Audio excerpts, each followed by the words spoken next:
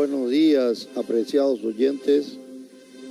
Hoy es el día de iniciación del programa en el canal Verdad sobre el tema de la defensa de los derechos energéticos del Paraguay en las represas binacionales de Itaipú y Yacinetá. De manera específica, quisiera tomar un estudio de lo que es el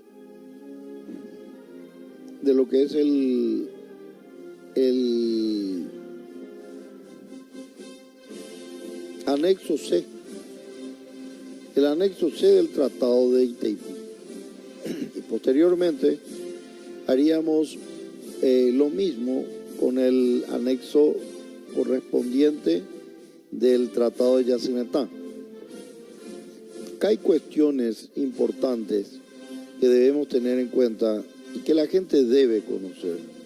Trataremos de explicar de una manera sencilla para que todos puedan, a la vez de comprender, poder emitir su propia opinión, que será muy válida para nosotros en el sentido de que al haber un feedback, es decir, nosotros enviar este mensaje de conocimiento sobre el tema Itaipú y las futuras negociaciones que se avecinan en el 2023 va a ser muy importante para que en la generalidad del pueblo esté enterado y emitan sus opiniones, que es muy importante saberlas, también sobre qué piensan o qué creen que pasará en el 2023 con las negociaciones realizadas o que se van a realizar entre paraguayos y brasileros, como lo hicieron entre paraguayos y argentinos, pero resulta ser que en parte hemos entregado nuestra soberanía energética en el caso de Yacinetá. Quisiera enseñarles un libro cuya tapa es esta, en la cual se han juntado varios autores, entre los cuales me encuentro, para que cada uno dé una rápida visión sobre la parte que conoce, sobre la parte que maneja. Yo me he dedicado expresamente a ver el contenido jurídico del anexo C y en general del Tratado de Itaipú.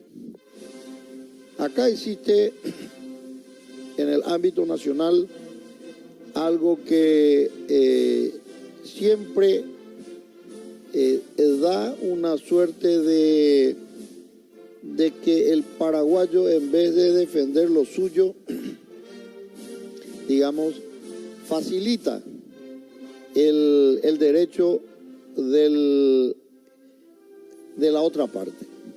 Y eso es lo que, por lo cual nosotros estamos iniciando este canal Verdad, en donde queremos resaltar la verdad que hay en cada uno de estos decires por parte de la gente que está al frente de estas instituciones, como asimismo también del Poder Ejecutivo. Creemos que el Poder Ejecutivo tiene una alta responsabilidad de poder defender los derechos energéticos del Paraguay y no puede él, siendo consciente de la situación, enviar negociadores incapacitados o negociadores que no van a pelear por el derecho del Paraguay, sino que se van a doblegar a las presiones del Brasil. Y acá hay un punto que yo siempre pongo en el tapete cuando converso con los demás, y les digo de que el tema de la binacionalidad, el término binacionalidad, es con el que siempre nos quieren correr con la vaina.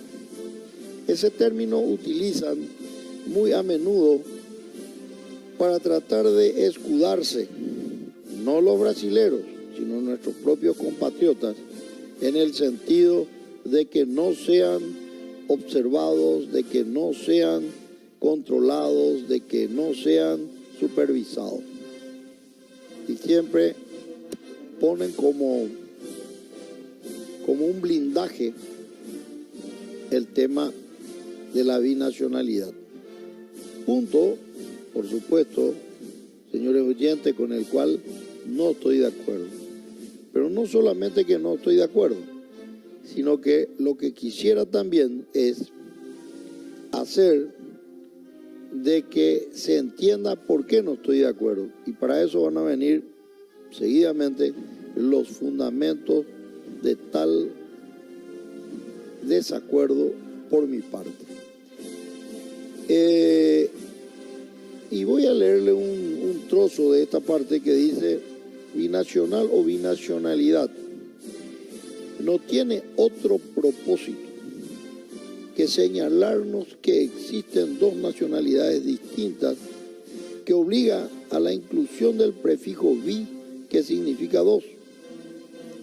Pero en su definición este término no presenta impedimento alguno, ni se opone al respeto impuesto por el término intrínseco que conlleva esta expresión a lo de soberanía de los estados partes o de las altas partes contratantes, como quisiéramos llamarle.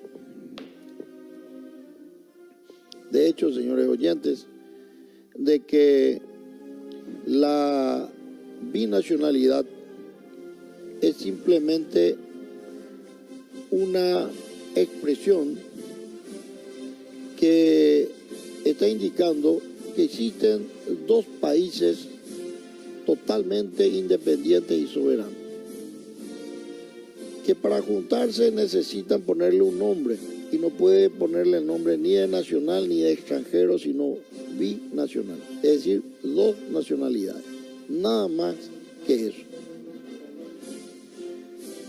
Finalmente,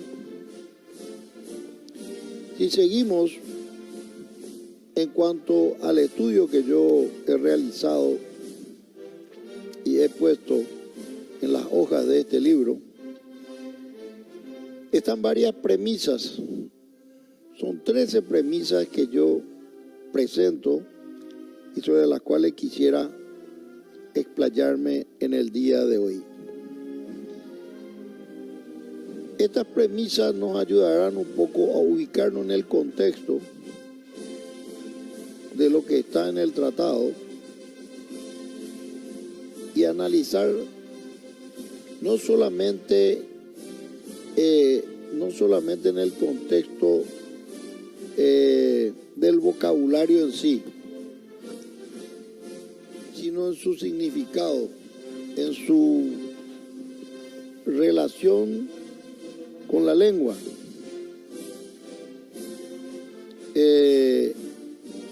Y es así que, como primer paso, debemos definir la naturaleza jurídica de los contratantes. Primer paso, debemos definir la naturaleza jurídica de las partes contratantes, Brasil y Paraguay, para después pasar a las conclusiones que podamos sacar de ellas de manera lógica, racional y jurídica. Entonces, vamos a hacer un pequeño corte para no cansarles y seguidamente, tras unos anuncios comerciales, volveremos a estar con ustedes.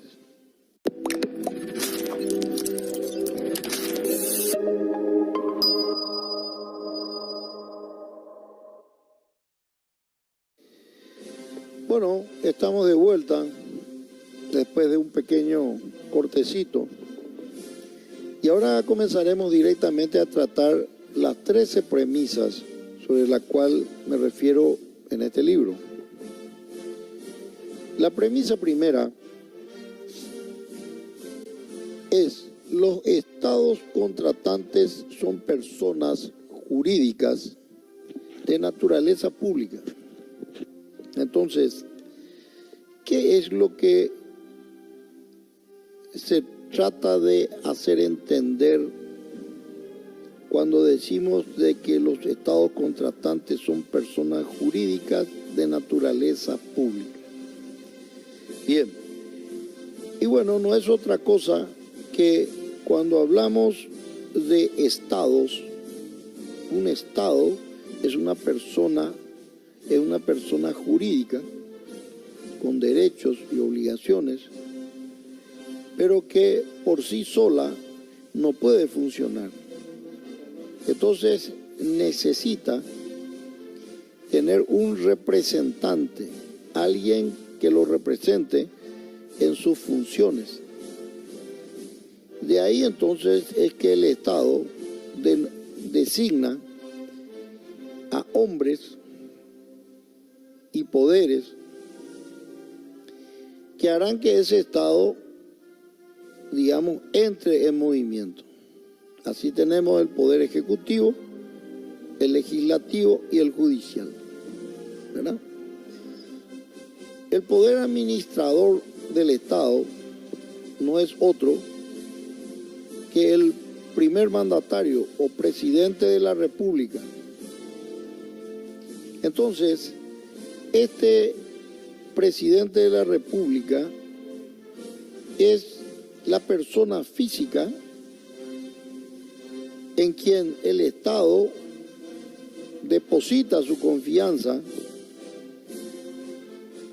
a través del voto popular y lo designa como su presidente. Ahora, este presidente, ¿qué naturaleza tiene? Si el generador o el dador de potestad es un ente público llamado Estado y designa a una persona física que lo represente, esa persona física debe ser de la misma naturaleza que el que lo creó. Es decir, si el Estado es de naturaleza pública, el presidente de la República es una persona de carácter o de naturaleza pública, es un funcionario público. Por lo tanto, esta transposición o esta transferencia de naturaleza, manteniéndose en sí misma, de Estado a presidente de la República y de presidente de la República a director de Itaipú o de Yacinetá, debe mantener su naturaleza. Es decir, el Estado es de naturaleza pública, el presidente es de naturaleza pública, por lo cual es un funcionario público nombrado por el Estado a través del voto, porque el Estado somos todos los que viven dentro de un territorio, ¿verdad?, que manejan un mismo idioma y que tienen un mismo objetivo. Entonces, también el director o los directores de los entes binacionales de Yacyretá y de Itaipú también serían funcionarios públicos porque fueron nombrados por un funcionario público, el presidente de la República, con anuencia de otro poder que es el poder legislativo. Por lo tanto, no puede cambiar de naturaleza. Y si no cambia de naturaleza, se debe regir por las mismas leyes que le rigen al presidente de la República y a cualquier funcionario público. Cosa que en Itaipú, aparentemente, por el tema del binacionalismo, no lo quieren implementar. Pero indiscutiblemente que eso no es correcto. Es más, podríamos también dar un ejemplo y decir que nuestra propia Constitución tiene muchas fallas en sí misma, o sea, tiene varias contradicciones, y una de ellas, que podemos nombrarla como ejemplo, es de que en su artículo primero dice que el Paraguay es un país unitario, pero sin embargo después, más adelante, define a las gobernaciones como división de ese sentido unitario. Y ahí hay una contradicción. De la misma manera se presenta el caso de los directores de Itaipú y de Yacinetá, cuando ellos anteponen la binacionalidad para no encuadrarse dentro del criterio de funcionarios públicos y ser regido por la ley del funcionario público como cualquier otro funcionario.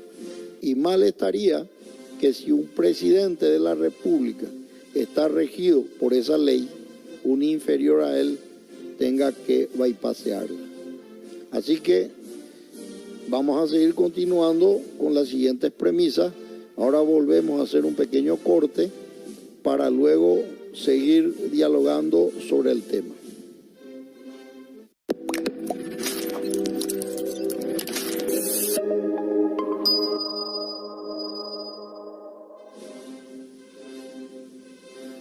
De nuevo estamos con ustedes y vamos esperando, ¿verdad?, de que la primera premisa, es decir, el mantenimiento de la naturaleza jurídica de los estados contratantes es pública.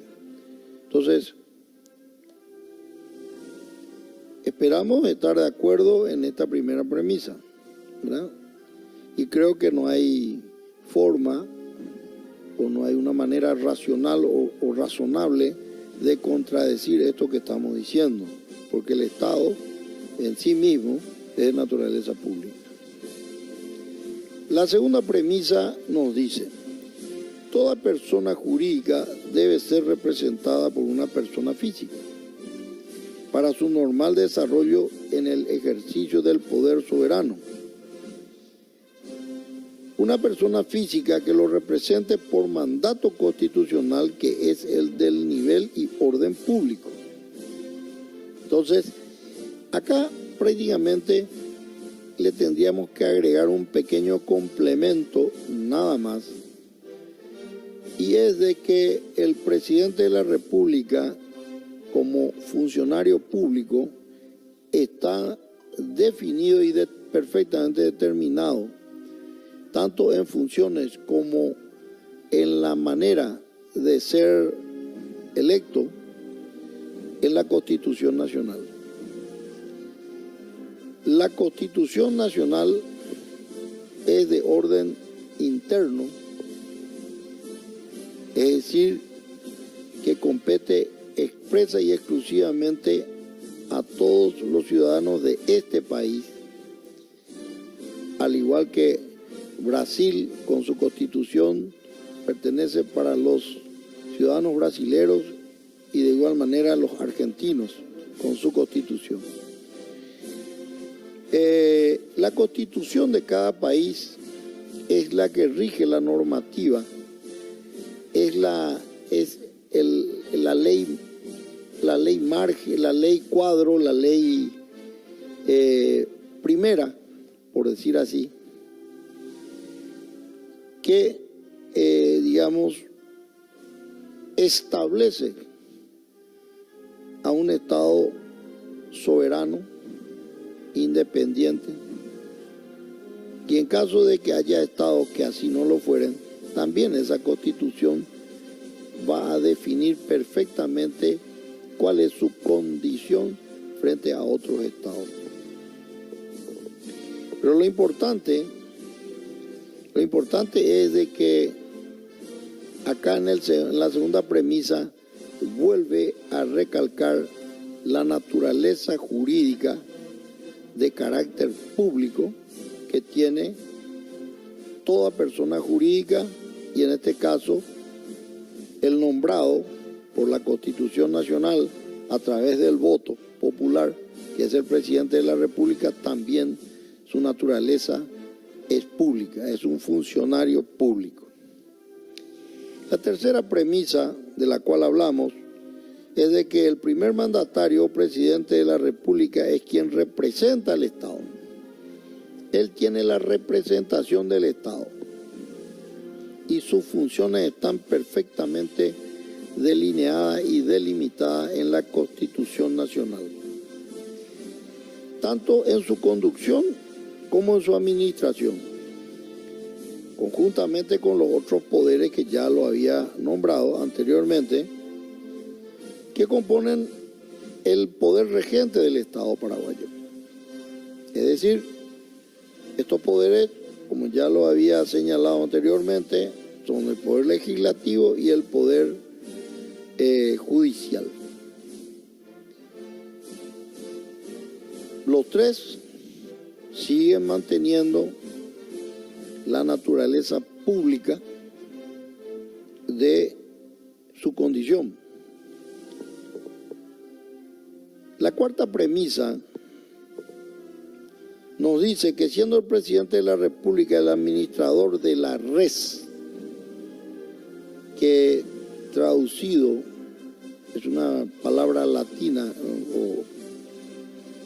que traducido quiere decir cosa, la res pública, la cosa pública,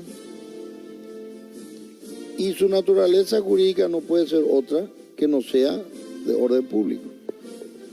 La cosa pública es de orden público, es sencillo su comprensión, ¿verdad?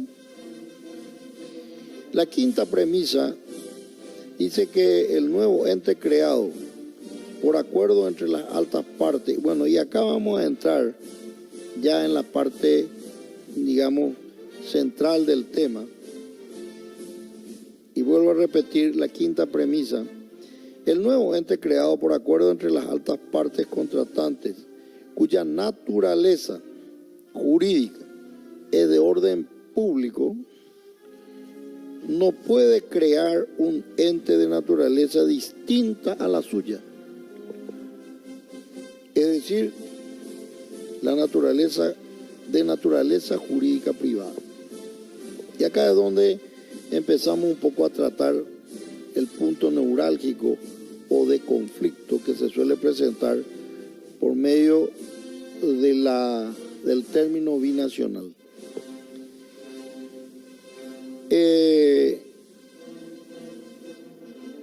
Si nos vamos a un caso particular, dos personas que quieren hacer un negocio, digamos dos paraguayos quieren hacer un negocio,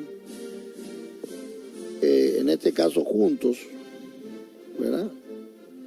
Tienen que formar una sociedad. Esa sociedad va a tener las reglas de juego a través de su estatuto, y cualquier cosa que salga fuera de lo comprendido dentro del estatuto puede ser exigido por cualquiera de los socios a que se cumpla. En este caso, los socios no son personas simples, sino que son personas jurídicas representadas por personas físicas. Es decir, personas jurídicas son los estados, el estado brasilero, el estado paraguayo, y estos estados ponen a sus representantes, el presidente de la República Federativa de Brasil y el presidente de la República del Paraguay. Entonces, estos representantes de ambos estados, cuyas nacionalidades son distintas, entonces van a formar o a generar un negocio, que en este caso nosotros, de nuestro tratamiento, es la represa de Itaipú. ¿Para qué? Para la generación de energía eléctrica, que como bien lo dice el tratado en su artículo primero, es para provecho y desarrollo de ambos países, ¿verdad? Entonces, Al generarse esa sociedad entre dos estados públicos, de naturaleza pública, y generan una empresa como la de Itaipú, que si bien lleva el título de binacional, ¿verdad?, su naturaleza es pública. Ahora, su nombre o su esencia, por llamarlo de otra manera, es binacional. Y eso es lo que tenemos que entender, señores, de que la binacionalidad no puede opacar ni no puede contrarrestar la soberanía de los estados. Y sigue más diciendo en el tratado de que el hecho de que se forme esta sociedad no da derecho a ninguna de las altas partes, ¿verdad?, a tomar posesión sobre la otra, en cuanto a territorio, en cuanto a caudal de agua, en cuanto a finalizada la construcción, tomar posesión sobre, apoderarse, por decir así, de la represa y dejarle afuera a una de las altas partes contratantes. Y eso es una cosa que está inscrito en el tratado, en el texto del tratado. Pero normalmente nos corren con la vaina, como les decía al inicio, diciendo que no, por la binacionalidad no se puede, porque hay que hablar, eso se tiene que ver los presidentes y bueno, pero si estamos hablando de los presidentes, estamos hablando de funcionarios públicos. Entonces, ellos mismos se contradicen, pero utilizan el término binacional simplemente para corrernos con la vaina. Y aquellos que no entienden, indiscutiblemente, que dicen amén, como si fuese un fiel en la iglesia, que todo lo que dice el país, uno dice amén, se levanta y viene, no hay posibilidad de discusión. Entonces, eso es importante que la sociedad paraguaya entienda de que por más de que este nuevo negocio emprendido entre dos estados, partes, Brasil y Paraguay, estados soberanos, libres e independientes, no puede ninguno de los dos primar el uno sobre el otro. Por lo tanto, el tema de la binacionalidad es simplemente una forma de nominar al nuevo negocio generado o creado de mutuo acuerdo entre las altas partes.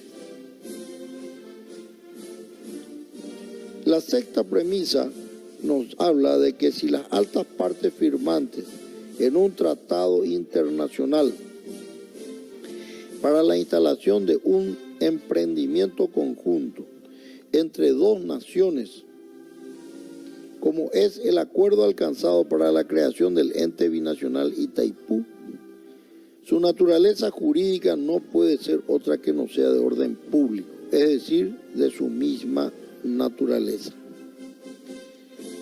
Eso lo vamos a seguir repitiendo hasta el cansancio porque simplemente es verdad. No estamos inventando nada, no estamos saliendo fuera del contexto jurídico de los términos que utiliza el tratado y también la razonabilidad que pretendemos poner a disposición de todos nuestros oyentes, de todos nuestros televidentes, para que nos acompañen no solamente con escucharnos, sino que nos acompañen con un feedback de darnos también su opinión sobre estos puntos que son de altísima importancia para nosotros, todos los paraguayos, porque el 2023 está a la vuelta de la esquina. Debemos estar preparados. Los brasileros no van a enviar a gente que no esté altamente preparado para las negociaciones y a su vez tampoco le van a dar toda la preeminencia ni toda la autoridad absoluta para que ellos tomen determinaciones. Eso deberá pasar por un filtro que no sé, supongo que puede ser Itamaraty, después el presidente de la República y finalmente el Parlamento, que es el que tiene que dar su acuerdo para que las obligaciones asumidas en el nuevo tratamiento o en el nuevo contrato o en las modificaciones que se pretenden hacer en el tratado sean válidas.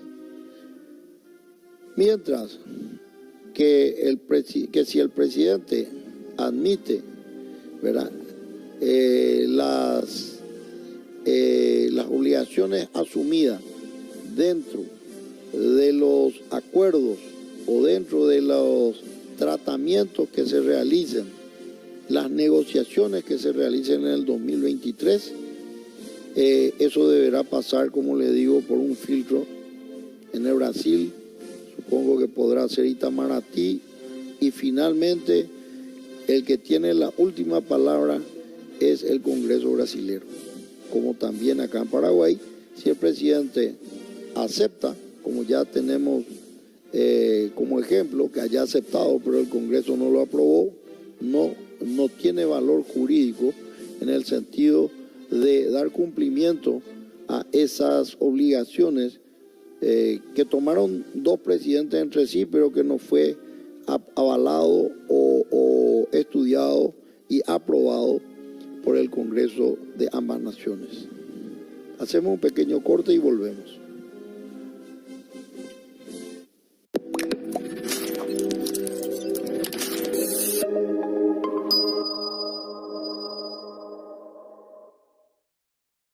Estamos de vuelta, queridos televidentes, para seguir con este estudio, este análisis sobre el Tratado de Itaipú y su anexo C. Pasando a la premisa número 8, que nos dice que las dos partes firmantes son de nacionalidad distinta, esta será denominada binacional. O sea, no hay mucho que decir en cuanto a la premisa número 8. Dos nacionalidades diferentes son binacional. Tres nacionalidades diferentes, trinacional. La premisa número 9 nos habla de que no debemos confundir los conceptos de los términos naturaleza o orden público, por nombrarlo de alguna manera, con su especie jurídica, que sería su binacionalidad. O sea que la premisa número 9 nos aclara perfectamente lo que es la naturaleza y la especie. La naturaleza es pública y su especie es la calidad o la binacionalidad, o sea, de los contratantes, porque son dos países con nacionalidades distintas. La premisa número 10 dice que la binacionalidad impone el respeto a la soberanía de los Estados partes, sin desmedro de los acuerdos alcanzados y plasmados o suscriptos en el texto del tratado. Es decir, ustedes conocen muy bien, o por lo menos aquellos que nos conozcan, me gustaría señalarles de que un contrato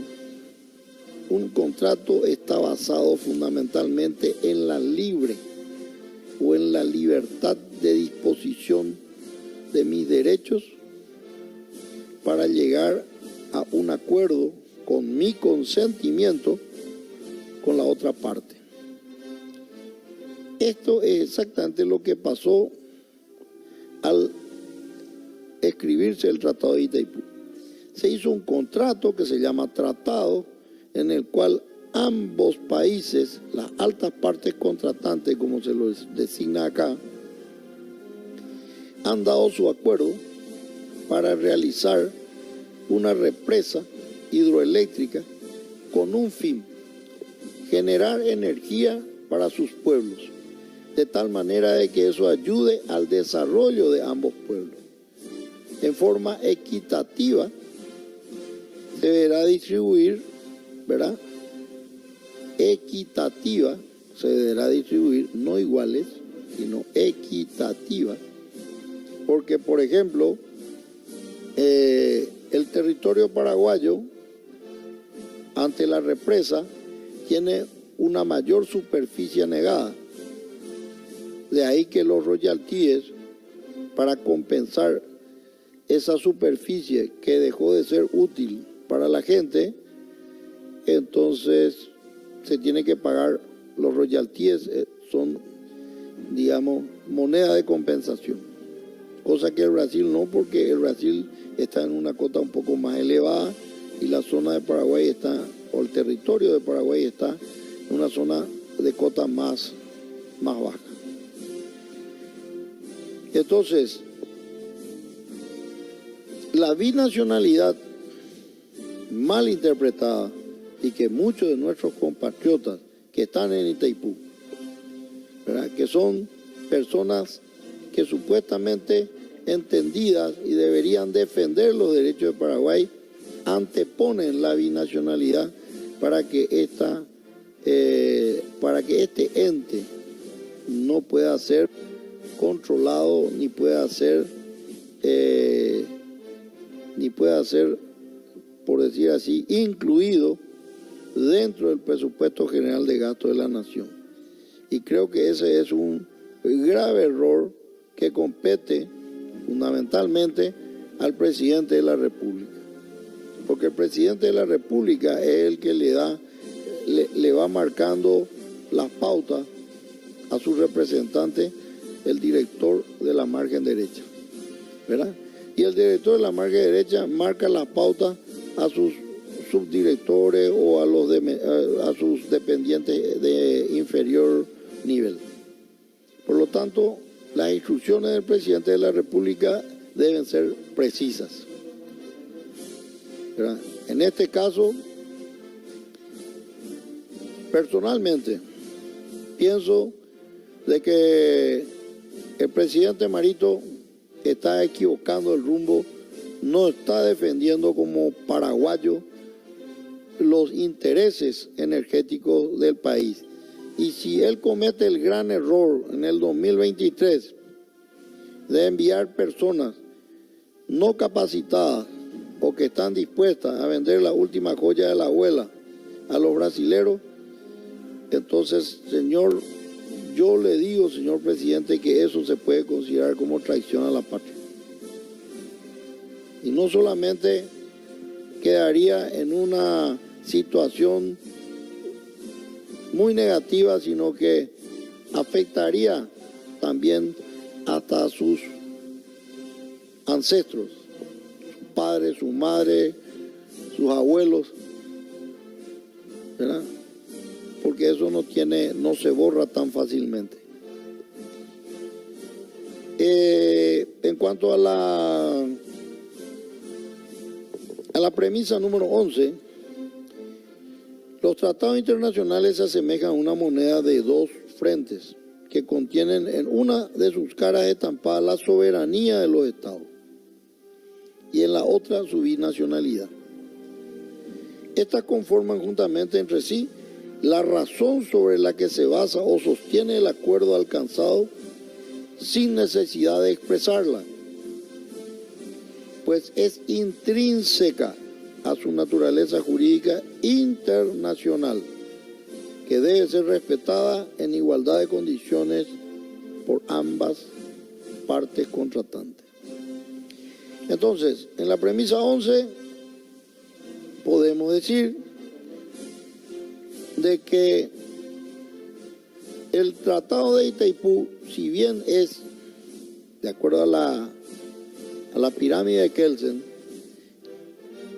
ocupa el segundo lugar en prevalencia después de la Constitución Nacional, estando por encima de las leyes internas, este tratado internacional o este acuerdo internacional tiene que también tener su código objetivo,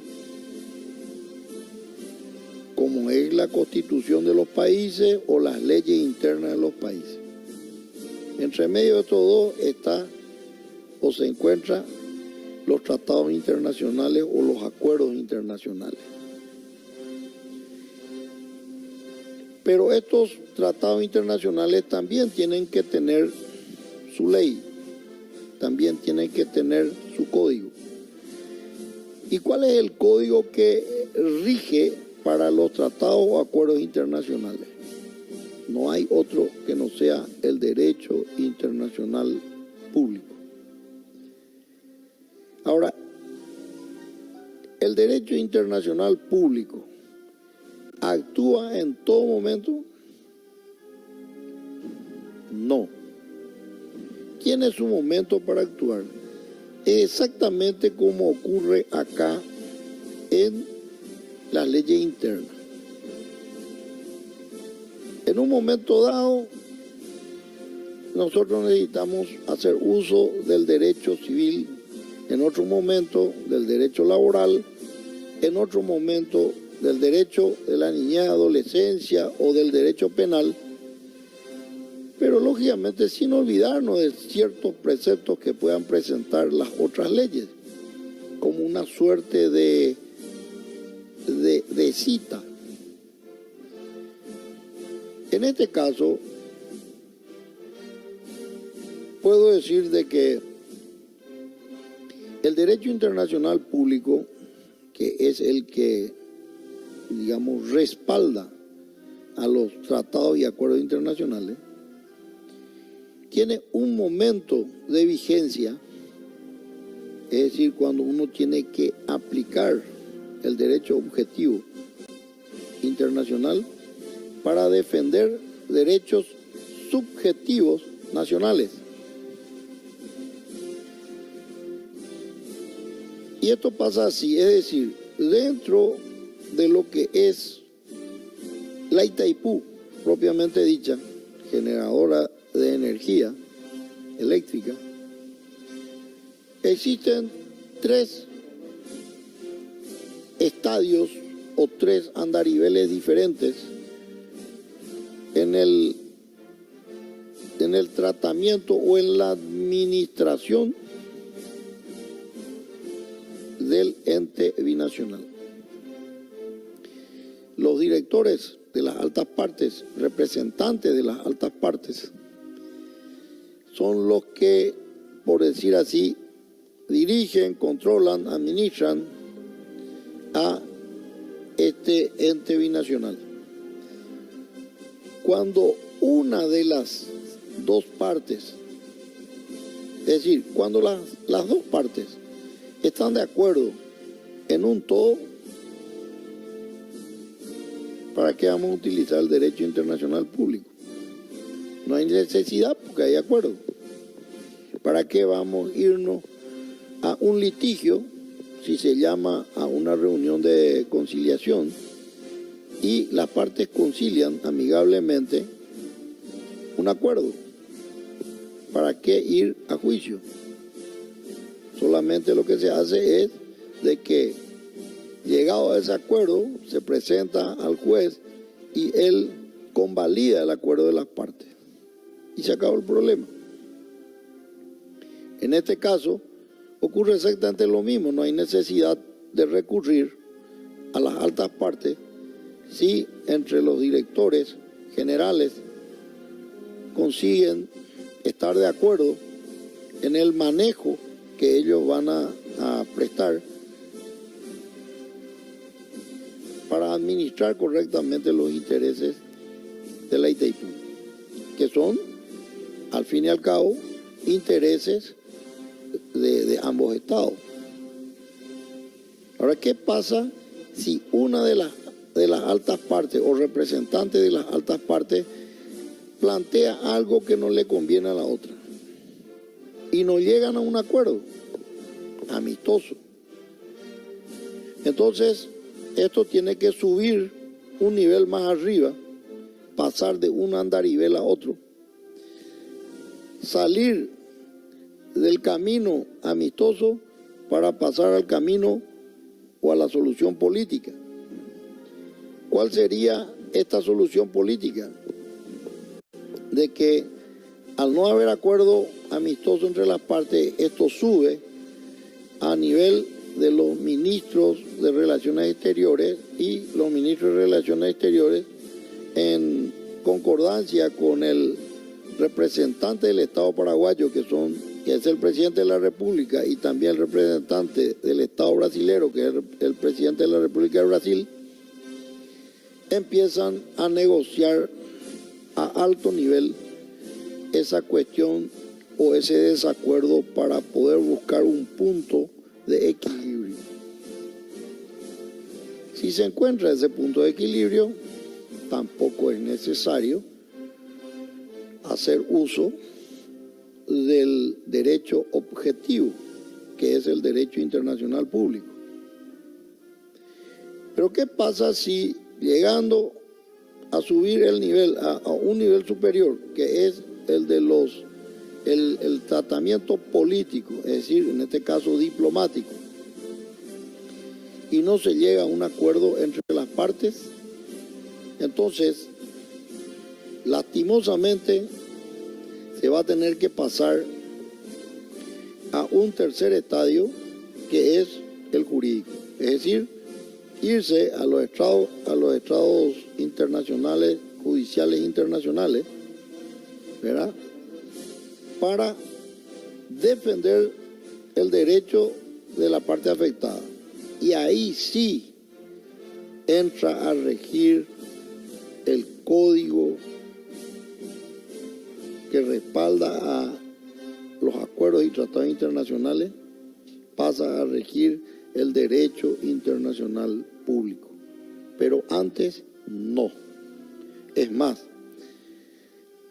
vamos a después volver a leer textualmente lo que dice el anexo C en cuanto a cómo se manejarán las partes, o sea, la margen derecha y la margen izquierda, en cuanto a la administración de sus funcionarios o de sus nombrados.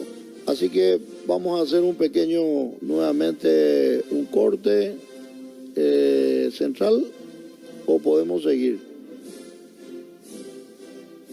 Bien, entonces, esto es importante, es muy importante entender. Entonces, como les dije, tenemos tres niveles,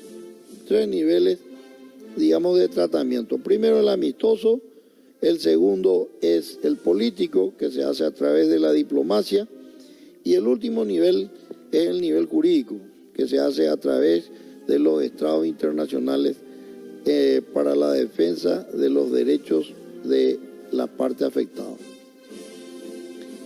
Pasamos entonces a la premisa número 11. Los tratados internacionales se asemejan a una moneda. Bueno, esa es la que habíamos hablado, perdón. Pasamos a la premisa 12. Si los representantes de los estados partes firmantes del tratado, que ostentan el título de empleados o funcionarios públicos, por representar a sus respectivos estados, son quienes nombran a sus representantes en la nueva entidad creada por el tratado, es decir, a los directores ejecutivos, en este caso de ambas márgenes, los mismos serán también de la misma naturaleza jurídica que sus nombrantes, es decir, serán funcionarios públicos. Eso ya lo hemos dicho, así que es como una suerte de reiteración última para que ustedes lo vayan, digamos, rumiando un poco, lo vayan masticando un poco, y que oportunamente expongan sus opiniones. Y finalmente llegamos a la última, a la 13ª premisa, que dice: el tratado posiciona a los estados partes como socios comerciales y condóminos del ente creado. aporte igualitario contemplado en el artículo 3º, parágrafo 1 del acuerdo. Entonces dice, de todas las premisas que anteceden se puede concluir, por ejemplo, que sería utópico, ¿verdad?, de que el presidente, por ejemplo, de la República Federativa de Brasil, el presidente Bolsonaro, pudiera disponer de la autoridad legal para nombrar al presidente de la entidad privada que es la Coca-Cola, por ejemplo. Porque ese es un ente privado, o viceversa. La Coca-Cola nombrarle a Bolsonaro como presidente de Brasil, que es una entidad de naturaleza pública. Seguiremos más adelante con el tratamiento de algunos artículos del Tratado de Itaipú que aportarán luz a las premisas anteriores. Gracias, volvemos a estudiar.